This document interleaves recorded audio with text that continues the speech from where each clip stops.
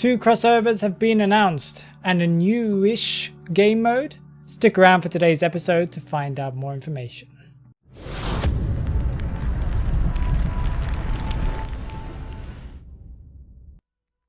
Welcome to This Week in Identity 5, where I give you the aftermath of what happened in the last update from last week, and I talk about what we expect to see in this coming update, and a couple of rumors and announcements that have come out in the Identity 5 community. Let's start by talking about some of the changes that came with last week's update. A lot happened in the non-normal game modes. Naiad got released in Duo Hunters, Blackjack and Tarot last week, and that definitely made Tarot more interesting, especially for the squires who, now have to chase and try and defend their king with all the water.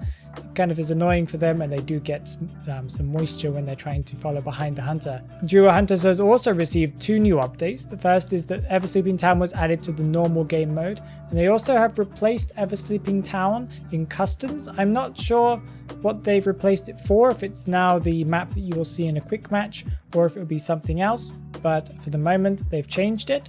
Second, Duo Hunters has now got a new item called the Cold Snap Flask. This creates an icy area that if a hunter or survivor walks on this area, they go sliding around, and they have some very funny animations. I have seen some very funny YouTube compilations of this, so I think it's going to be fun. Personally, I haven't tested it out yet. The Nightmare bot has been improved even further. Now she can blink. Before, tight kiting the Bloody Queen was probably the best idea because she wouldn't use her mirror if she was to a certain distance from you, but it seems like even now that has been countered by her using blink, and her blinks are very accurate. I was on the receiving end on the release date and I tried it out myself, and it was a bit difficult to deal with. A new chair got added to Sacred Heart Hospital that should make it easier to guarantee a chair for someone who's within the hospital itself if you're a hunter, but it also does seem to benefit the survivors because if you get chaired there, you get rescued, you are right next to the best place on the map to kite, the hospital itself. So it'll be interesting to see. I do think it really does help hunters because there are a couple of times where I've been in that map and someone's died or been knocked down on the top floor and you couldn't get them to a chair because it was too far away. So that should help a little bit. The 4th chapter for the 3rd anniversary even opened up last week, and I'm pretty sure that at this point 99% of the players just skipped the whole story just to get to that A tier skin unlock card. Don't lie, you did it too. I did too. I still haven't used mine though, but I'm sure that you guys have all made your decisions on what you're going to use it for, so please tell me down in the comments below. I am actually interested. The new essence was also released last week. New skins have flooded the game. I personally received the Postman skin. I've forgotten what its name is, but I'm not too impressed with it. Like I enjoy the appearance of it, but it's nothing super extraordinary in my opinion. But I have seen the Sculptor skin, and that one is beautiful, just really beautiful. Moving on to the next update and what we can predict and what will be released there, or probably hopefully will be released there, because once again NetEase made me think that the big changes that we were talking about in the past 2 episodes of This Week in Identity 5 were going to come with the last update, and it ended up not being that. None of the changes for Entomologist or Thief or Toy Merchant, or even for the Broken Wheel, except they did get a couple of changes like sound effects and things like this. The big changes haven't come yet, and hopefully we expect them with the next update, but at this point I'm not really sure when they'll turn up.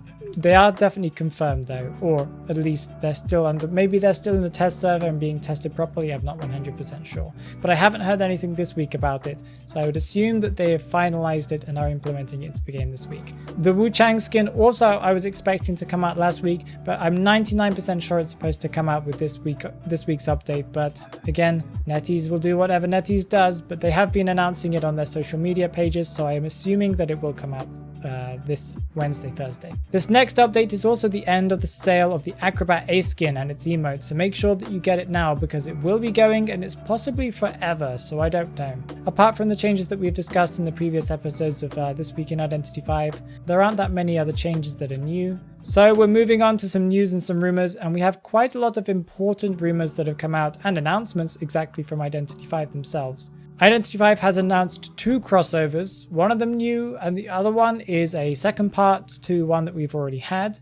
The latter is a Detective Conan Part 2 that is coming out in the Chinese server, and there are some rumors that we will still get it, and I think that we will, but some people say we might get it at the same time as the first one, and I'm not really sure about that myself, but it's always a possibility. They might have 2 essences, or they might have like 1 week one event, 1 week the other event, but I don't think so. I think it's going to be on separate months. We'll probably have the Detective Conan event sometime the end of this season or the beginning of the next one, and then I expect to wait a few months before we get the other one. The second crossover that's been announced is with QT1. Never heard of them? Me neither. I did a little bit of research though, and I do understand what they are, more or less. They are a company that makes figurines and different types of models, and they have their own style. They make little models and figurines of characters from famous movies, famous games, but they have their own trademark style that is very similar to Identity V in the way that they have button eyes. So this is the perfect little team up that Identity V has made, but I am interested in seeing what this means, because the last time that we had some character models made or some figurines, we had a new character released into the game called Undead. One of my favorites, I must say. So I'm interested to see if this new crossover will bring a new character into a game. Maybe a hunter, maybe a survivor, but I'm not completely sure. Looking at the designs that they have, at least the original ones that are not, copies or models or figurines for films or anything like that, their designs are a bit, not monotone, I would say simplistic. So maybe there'll be an accessory for Mechanic's doll, because a lot of the characters they make do look like Mechanic doll skins. So who knows, maybe we'll get something like that. A new game mode has been announced, and well, it's technically a variant of Tarot, not really a new game mode of its own. It's a bit strange as well. This game mode seems to be a 2v2, where there are 2 knights.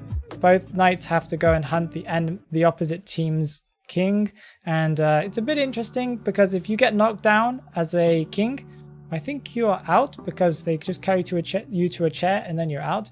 So it might be a very fast-paced game mode.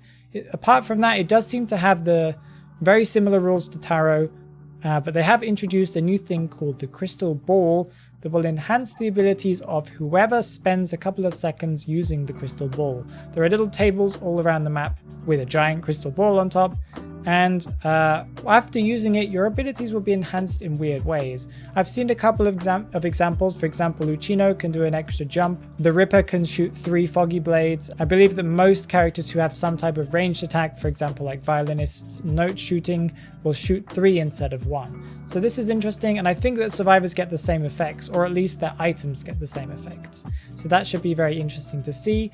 But I'm not really sure what it's going to be like. It's going to be funny though. Moving on to the Talk in the Manor, where I read some of the comments from my last videos and I react to them and respond to them as well. Amy Ramirez proposes the idea that cipher machines could lose progress after a certain period of time has passed after being touched. I do like this idea, but I think that would be not a very good idea to have it unless the period before it starts to lose progress was very, very short. Because Identity V is such a fast-paced game, matches need to end within 5 to 6 minutes, usually a little bit more. I think that they need to make it so that it would have to be below 30 seconds before it starts to, lose its progress, possibly even faster than that. Because if not, it would be pointless, and most of the time survivors would just decode before that happened. So anyway, Yun says, "Your wife is so cute. I love her voice so much." I love her voice too. I love hearing accents, and her voice is just amazing to me. I'm glad that you guys responded well to her, because she was a little bit nervous to do it, but I think she did enjoy it. She liked the idea that as I proposed it to her, and she found it very funny. My wife does have a channel of her own, so if you know anybody who wants to learn English and they are maybe Russian, because she's a Russian speaker, she teaches Russians how to speak English on her channel, so she would really appreciate the help if you could send some people her way. Her content is very good. Groovy Kier says that as a Percy main, he makes that noise. This is very true. This is what I make all the time. Karen Was Here makes a very good argument as to why we should trust their opinion, giving hard facts, very hard facts, as to why Undead should be nerfed. I cannot argue back. What do you think of the new Crystal Ball Tarot game? Do you think that you'll play it, or do you think it will be something that will pass very quickly and be unbalanced or not fun at all? Tell me down in the comments below. And whilst you're down there, please give this video a like and subscribe for more weekly news about Identity V. Take care guys. Bye bye.